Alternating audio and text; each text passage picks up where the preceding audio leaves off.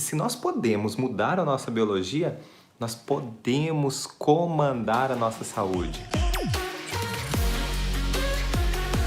Nós podemos comandar a nossa biologia? Sim, isso é uma realidade. Não é uma teoria, não sou só eu que estou dizendo. Na verdade, eu digo isso com bastante ênfase científica. É possível sim comandar a nossa biologia. Não é só um pensamento positivo. Aqui eu não estou falando nada de pensamento positivo. O pensamento positivo, ele é importante? Sim, é daí que a gente começa a ter ações positivas. Mas o pensamento sem nenhuma ação, sem um conhecimento embasado sobre isso, é algo que não é sustentável. Infelizmente, não vai funcionar. E aí passa a ser apenas um conselho. É isso que acontece. É às vezes aquilo que a sua mãe fala e ela tem toda uma intenção positiva, porém, na prática nem sempre funciona, porque é muito individual, porque parte de uma emoção que é de cada um. A emoção não é algo que atinge todas as pessoas que tiveram contato com um determinado evento. A emoção, às vezes, isso vai ser despertado em algumas pessoas e outras não. Então é muito individual. E é aí que entra o bioalinhamento. O bioalinhamento, ele cuida da história de cada paciente. É tudo muito particular. A nossa vida é muito particular, nossas percepções são muito particulares. Esse livro aqui é fantástico e ajuda a gente a entender muito disso. Esse livro aqui é pura neurociência. É o livro da Carla Tiepo, uma neurocientista. Eu tive o prazer de conhecê-la pessoalmente, fiz curso com ela, eu, Adailton. É fantástico o modo como ela apresenta com a linguagem muito simples a neurociência. É possível mudar a nossa biologia? Sim. E como que a gente faz isso? Olha, dentro das sessões, o que a gente faz é justamente identificar o que é que deu origem aos sintomas do paciente, como é que eu mudo a biologia minha e do meu paciente. Como é que eu faço para mudar a biologia do meu paciente? Olha, se nós partirmos do princípio que é a neurociência explica, se nós partirmos do princípio que para nós termos início de uma patologia ou um diagnóstico de doença é necessário uma situação impactante e inesperada, ou seja, partindo de uma forte emoção, partindo de um forte componente emocional.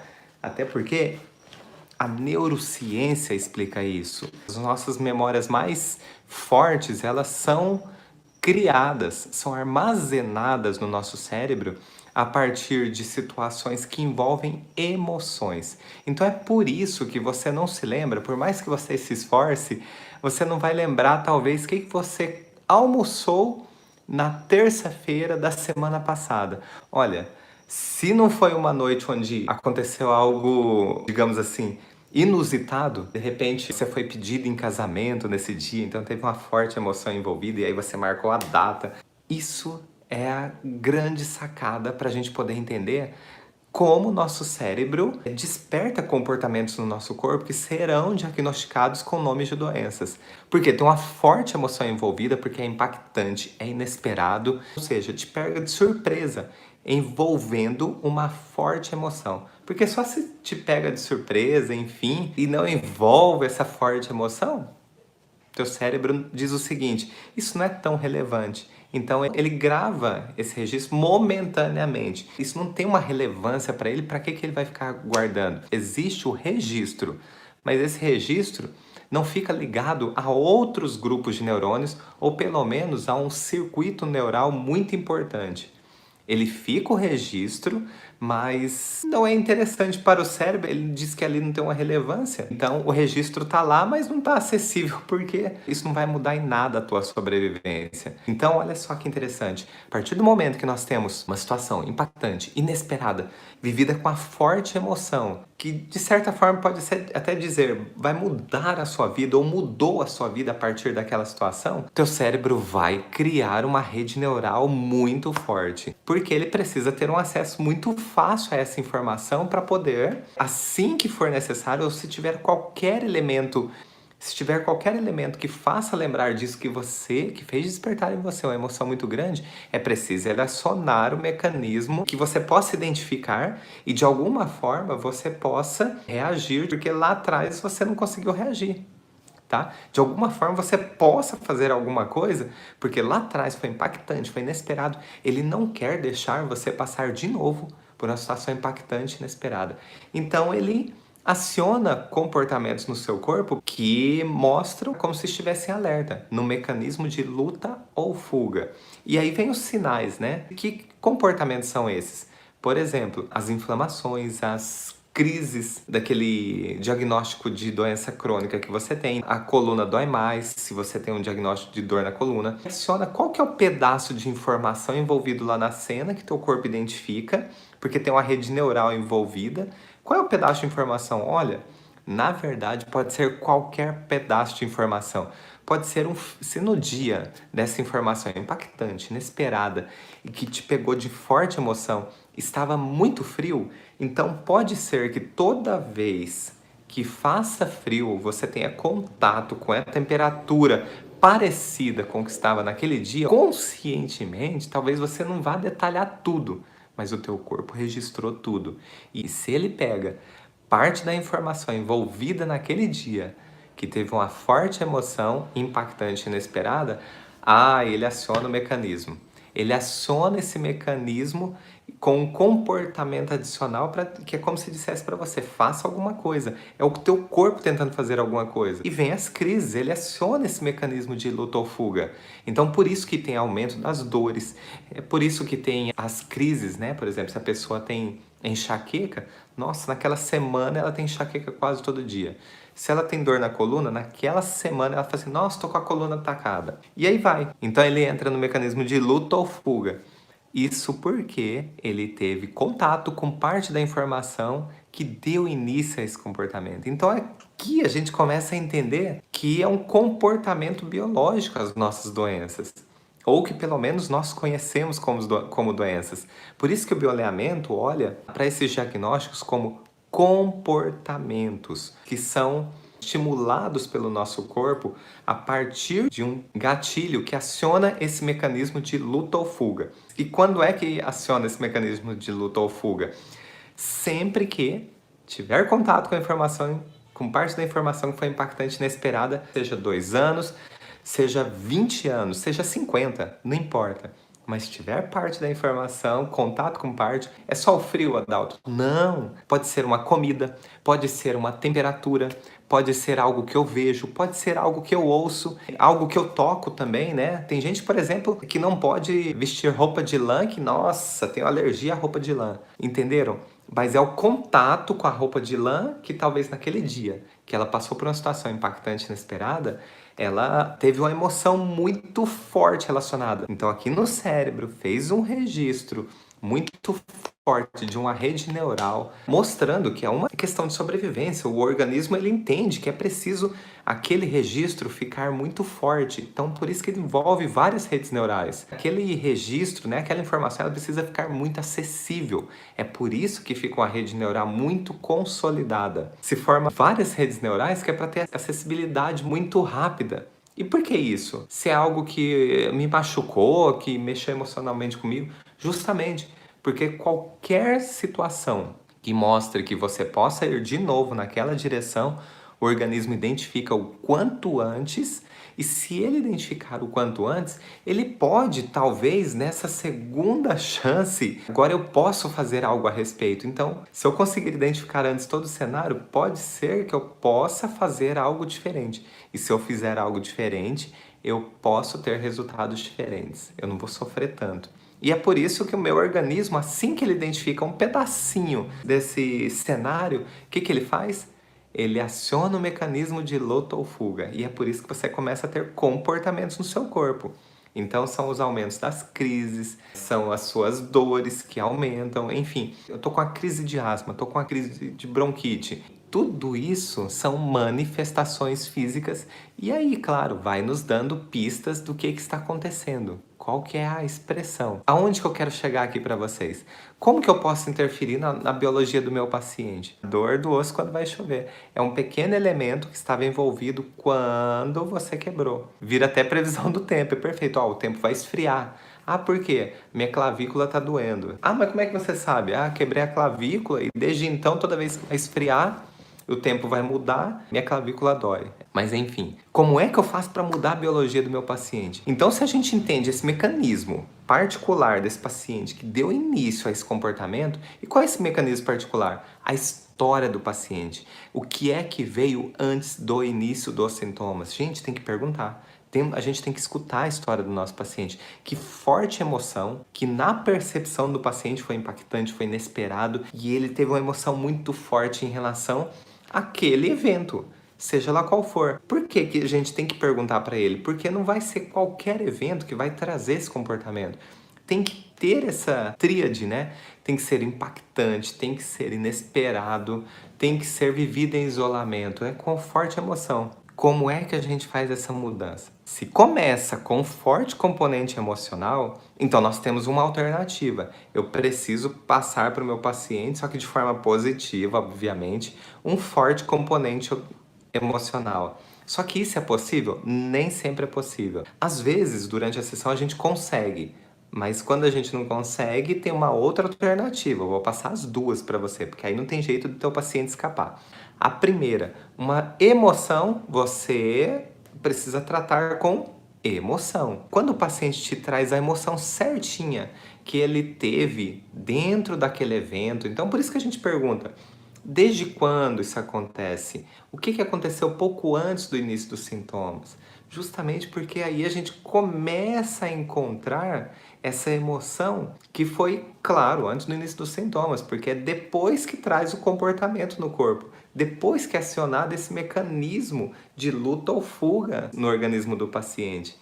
Então é por isso que a gente faz esse tipo de pergunta. Se fizer a partir dos sintomas, já começou o processo. Como é que eu vou saber o que que é? Então eu preciso perguntar o que aconteceu pouco antes no início dos sintomas que para você foi um forte impacto emocional. E aí provavelmente tem alguma coisa no cenário disso tudo, né? É importante perguntar também como é que isso se manifesta em você? Quando tá frio? É quando tá calor? O que que acontece? Entender esses cenários. Então, quando a gente identifica para ele o que que é, muitas vezes ele tem um forte componente emocional que diz, nossa, uau, agora eu entendi. Por exemplo, teve uma paciente que falou assim para mim, eu comecei a perguntar sobre filhos, sobre pai, e ela falou assim, olha, eu não tenho filhos. E eu tentando entender o que aconteceu com ela na história dela, ela tinha tido um câncer de mama, e o câncer é uma proliferação celular.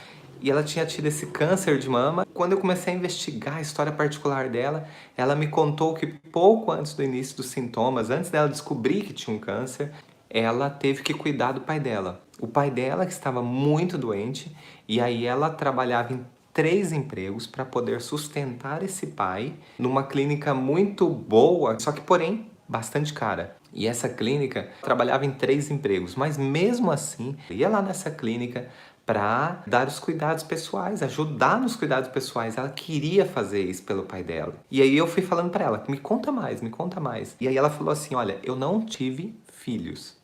E aí eu adotei o meu pai como meu filho. Eu trocava, eu dava comida na boca dele, eu fazia tudo o que era preciso para ele ter a melhor assistência possível. Só que eu achava que eu precisava fazer mais, que eu tentava fazer mais, eu achava que ainda não era o suficiente. Então, eu tentava fazer. Por isso que eu trabalhava em 3 empregos. Às vezes eu ficava cansada, mas eu tentei fazer de tudo. Ah, é? Aí olha só onde veio o forte impacto emocional.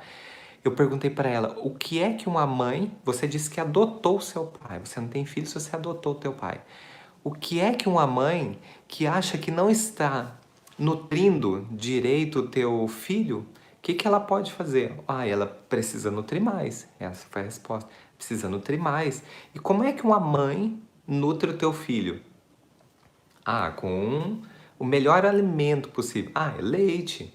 E como é que, se você acha que não está tendo leite suficiente, aqui no figurativo, no simbólico, né? Se você acha que não está tendo leite suficiente para nutrir o seu filho, esse que você considera como seu filho adotivo, mas é seu pai, qual seria a resposta da natureza? Qual seria o comportamento da natureza para aumentar essa produção de leite? Ela olhou para mim e falou assim,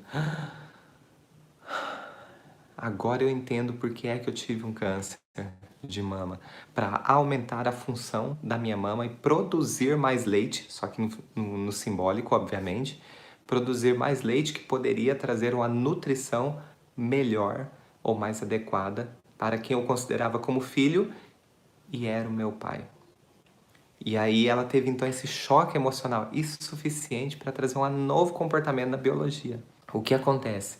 Ela já tinha iniciado um tratamento, ela já tinha feito a cirurgia de retirada de parte da mama, mas ela tinha o emocional muito envolvido com essa grande pendência e como ela ficava com essa sensação de pendência, de que talvez pudesse não ter feito tudo que era possível para o seu pai, é como se ficasse um conflito biológico ali. E esse conflito biológico, uma hora ele precisa ter uma resolução definitiva. E aí, naquele momento, ela teve a sua resolução definitiva. Porque senão, corre um grande risco dela fazer a cirurgia, de repente fazer uma químio, uma rádio, e a informação continuar. E aí é quando se diz que tem recidivas. Fora todo o componente emocional envolvido, com aquela sensação de que não tinha feito tudo. Mas ela saiu por conta desse componente emocional, porque eu escutei a história dela, entendi o fato porque o corpo dela estava tendo aquele comportamento de proliferação celular, né, tendo um tumor na mama, e aí ela saiu da sessão com uma expressão, com uma leveza muito grande, que sim, ela tinha cumprido o papel dela, ela tinha feito tudo o que podia, ela pôde conversar, ela pôde ter então os momentos felizes com o pai dela, conversando, amparando, fazendo de tudo que era possível.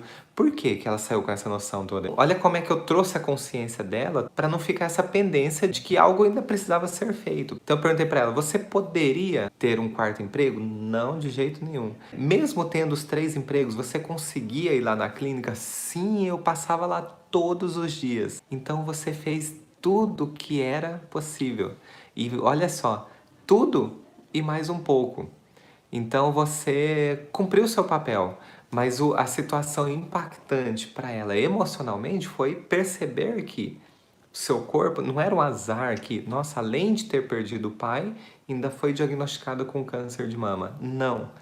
Ela teve um comportamento acionado no seu corpo por conta de o que o corpo ainda achava que era uma necessidade biológica. Tanto é que o câncer veio depois da morte do pai. E esse caso até hoje deve ter feito uns 4 anos já. E até hoje a gente conversa, ela nunca mais teve nada, nada, nada. E ela me encaminha os familiares para fazer atendimento. Então o que que eu quero dizer? Essa é uma das formas de você trazer novas respostas à biologia do teu paciente. Então emoção, você trata com emoção. Agora, o que é que você pode fazer também? Uma emoção, tratando com emoção, só que se não é possível dar esse impacto emocional na sessão do teu paciente, você pode ir por outro caminho, que aí a neurociência explica que é o condicionamento.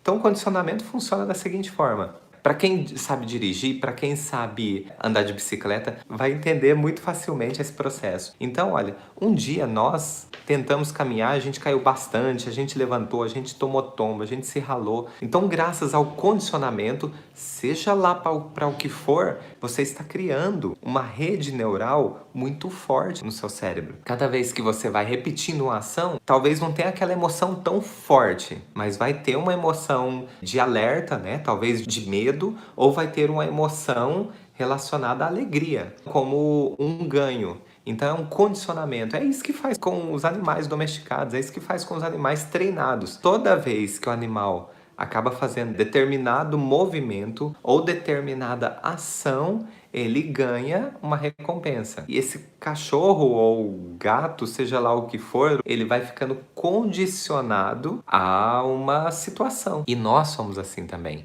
Então a gente vai ficando condicionado. E quantas coisas nós ficamos condicionados sem saber que somos? O jeito de escrever, por exemplo, você vai digitar no computador, digitar no celular, você nem pensa direito. No começo você vai procurando onde que estão as teclas, estão pequenininhas ali no celular, né? Depois teu cérebro vai de tanto digitar lá no WhatsApp, você vai condicionando o lugar dessas teclas e batendo a sua digital exatamente naquele quadradinho pequenininho, aquele retângulo pequenininho, Pronto, condiciona o teu cérebro exatamente onde está e você consegue escrever muito rápido, cada vez mais rápido. Outro caminho, então, é o condicionamento. Cada vez que você repete uma ação e se tiver uma emoção envolvida, essa ação fica mais fixa. Essa ação, o teu cérebro entende que é uma prioridade. Então ela vai criando cada vez mais circuitos neurais mais reforçados, porque cada vez que você faz o teu cérebro lembrar, mais forte fica aquela ação. Então no nosso cérebro cria ou uma forte emoção, então ótimo, teu cérebro passa a acessar essa forte emoção e aí cria um novo caminho com um novo resultado. Muda a sua biologia. Você tem esse caminho para o teu paciente, para mudar a biologia do teu paciente. Ou através de um impacto emocional forte. Como que você vai fazer isso por ele? Através da história do seu paciente. Então precisa colher para você entender o que aconteceu e você pode trazer para o agora. O que acontece no hoje, no dia de hoje? E às vezes eu falo até assim para o meu paciente, se fosse hoje eu ter atendido, hoje eu não atendi. Hoje, quinta-feira, dia 29 de agosto de 2019. Hoje, o dia é assim, ó, pá, pá, pá. Hoje o que está acontecendo é isso, isso, isso. Então, é diferente de... Lá atrás foi impactante, foi inesperado, mas hoje não é. Então, você mostra pra ele como se fosse um tapa na cara, assim, acorda. Olha o que está acontecendo hoje que o seu corpo não está dando foco. E às vezes eu peço para ele, se ele se sentiu impotente, nomeie para mim 3 coisas que você se viu capaz, que é o contrário de impotente, onde você se viu com bastante poder, poder no sentido de eu consegui, eu faço e aconteço. Nomeie para mim 3 coisas, as primeiras que vierem na tua cabeça, que traz toda essa sensação positiva, né? De capacidade, de poder, de eu consigo, de que eu faço mesmo, faço e aconteço, que aconteceram desde o início dos seus sintomas. Por quê? Eu mostro para o corpo dele onde ele precisa dar foco também, porque tá dando muito foco, tá dando muito ibope lá para aquela situação que foi, claro, eu entendo, impactante, inesperada e teve uma emoção envolvida aí. Então, quando eu trago tudo aquilo que é o contrário da emoção que ele sentiu, eu começo a devolver para ele o que o corpo dele entendeu que perdeu naquele evento. Porque, claro, foi impactante, inesperado, mas aí eu começo a mostrar para ele que esse comportamento no organismo dele já não é mais necessário. E aí a rede neural dele começa a mudar, começa a fazer um outro caminho. Ou pelo impacto emocional, ou pelo condicionamento dessa informação. Como que eu faço condicionamento? Eu preciso da ajuda do meu paciente. A gente precisa mostrar para o paciente que ele tem acesso também à saúde dele, que ele tem acesso a mudar a biologia dele. Ele não precisa entregar para um profissional da saúde que vai talvez direcioná-lo para o que precisa ser feito. Então ele precisa só saber, muitas vezes, o que é preciso ser feito. E o profissional, o terapeuta que está cuidando dele ali, vai saber, através da história dele, através da identificação do que trouxe esse condicionamento, ele vai ser coautor da sua biologia. Então a gente entra estimulando uma ação e o paciente entra executando essa ação. Então é a parceria. E aí o paciente ele entende que ele não precisa ficar refém da mão de nenhum terapeuta. Por mais que ele ache interessante uma técnica, ele não precisa ficar refém. Ele pode ir lá, entender o que deu origem e aí ele pode finalizar o processo. É ele com ele mesmo. Porque se amanhã ele passa por uma situação parecida ou pela mesma situação, ele já sabe o que fazer. Se você gostou desse vídeo, deixe o seu like, inscreva-se no nosso canal e não se esqueça de ativar o sininho.